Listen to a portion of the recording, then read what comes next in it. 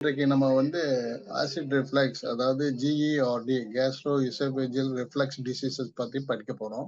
அதை பத்தி தெரிஞ்சுக்க போறோம். நம்ம யூஸ்வலா 100ல ஒரு 80% மக்களுக்கு இந்த விதமான நோய்கள் இருக்குது, அவங்களுக்கே தெரிய வருவதில்லை. அது ஒரு செரிமான கோளாறு என்று தவறுதலாக தானே எடுத்துக்கொள்கிறார்கள். GERD, ஆசிட் ரிஃப்ளெக்ஸ் டிசீஸ் அப்படி என்றால் என்ன என்று பொதுமக்களா நோயாளிகளும் எளிதில் புரிந்து கொள்ளும் வகையில் இன்றைக்கு அதை பற்றி சில மணி நேரம் நம்ம பேசலாம். GERD என்றால் என்ன அப்படின்னா, நம்ம உணவு உணவு பாதையிலிருந்து இரைப்பைக்கு சென்று தங்கும். அங்கு ஒரு 2லிருந்து 2.5 மணி நேரம் அங்கே இருக்கும்.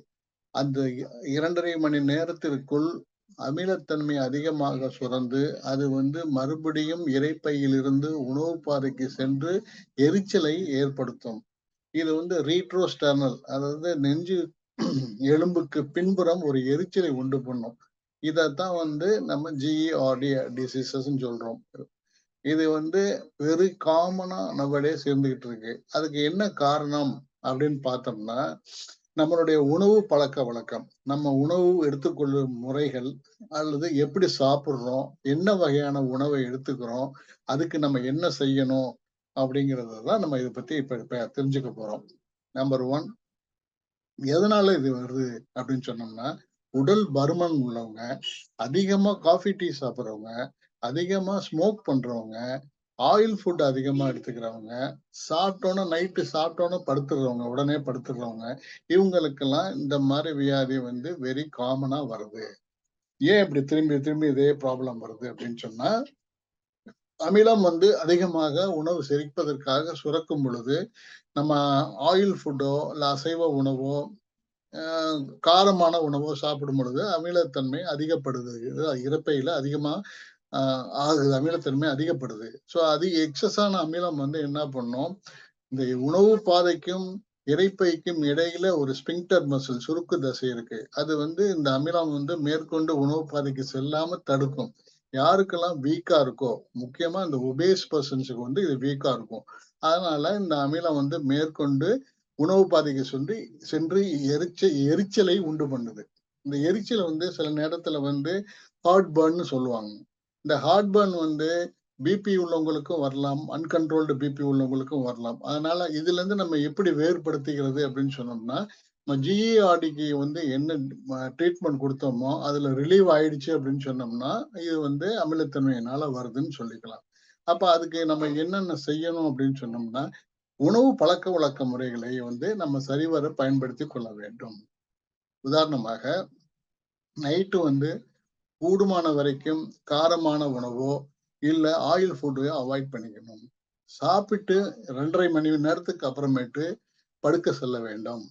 3வது, தண்ணி நிறைய குடிக்கணும். ஸ்மோக் பண்றவங்களா இருந்தா அதை நிப்பாட்டுறதுக்கு ரொம்ப ரொம்ப நல்லது. அது இருதய நோய் வராமையும் வைத்துக்கொள்ளும், அமிலத்தன்மை அதிகமா சுரக்காமையும் வைத்துக்கொள்ளும், நல்ல தூக்கத்தையும் கொடுக்கும். 3வது, இறுக்கலான ஆடைகளை அணிவதை தவிர்க்க வேண்டும். உதாரணமா பெல்ட் பாத்தீங்கன்னா சில பேர் நல்லா டைட்டா போட்டு கட்டிக்குவாங்க. அதனாலயே என்ன ஆகும்னா ஆசிட் ரிஃப்ளெக்ஸ் வர்றதுக்கு சான்ஸ் அதிகமா இருக்கு. அதனால தளர்வான ஆடைகளை உடுத்துவது மிக மிக நல்லது. அடுத்தபடியாக இதுல இருந்து நம்ம ரிலீவ் வர்றதுக்கு நம்ம உணவு பழக்க வழக்க முறைகளையும் மாற்றிக்கொள்ள வேண்டும். இந்த பழக்க வழக்கத்தை மாற்றிக்கொள்வதன் மூலம் நம்ம இந்த ரீகர்ஜிடேஷன் டிசீஸ்ல இருந்து ஈஸியாக வெளியே வரலாம். அதுக்கு முறையான முறையில் தகுந்த மருத்துவரை அணுகி அதற்கு உண்டான சிகிச்சை முறைகளை மேற்கொண்டு வந்தால் இந்த நோயிலிருந்து விரைவில் விடுபடலாம். இது தவறான பழக்கம் தான், நோயின்னு கூட சொல்லக்கூடாது. நம்ம வாழ்க்கை முறை, நடைமுறை வாழ்க்கை முறைகளை மாற்றி அமைத்து கொண்டாலே இது 90% குணமாகிவிடும். இதுல தீர்வு ஆகாதவங்களுக்கு தான் மருந்து தேவைப்படும். அதையும் மருந்து குறிப்பிட்ட நாட்களில் சாப்பிட்டு தனக்குத்தானே நம்ம நிவர்த்தி செய்து கொள்ளலாம்.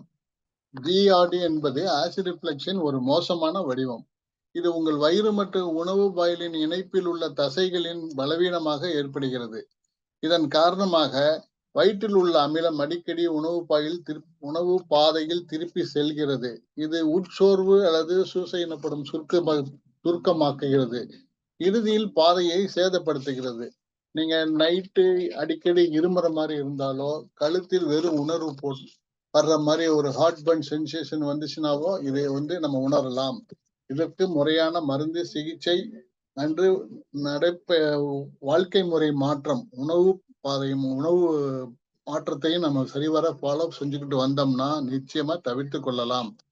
முக்கியமா காஃபி, டீ சாப்பிடுறது, ட்ரிங்க்ஸ் சாப்பிடுறது, சரியான முறையில சாதத்தை பிசைஞ்சு சாப்பிடாம அப்படியே வேக வேகமா சாப்பிடுறது, சாப்பிட்டு உடனே படுக்கிறது, இதெல்லாம் அவாய்ட் பண்ணாவே 99% ஆஃப் த டிசீஸ்ல இருந்து நம்ம வந்து விடுதலை பெற்றுக் கொள்ளலாம்.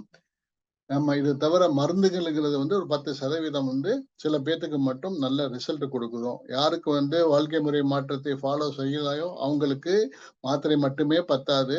நான் சொன்ன நடைமுறை மாற்றத்தையும் ஃபாலோ செஞ்சாங்கன்னா தான் நல்லபடியா வர முடியும்.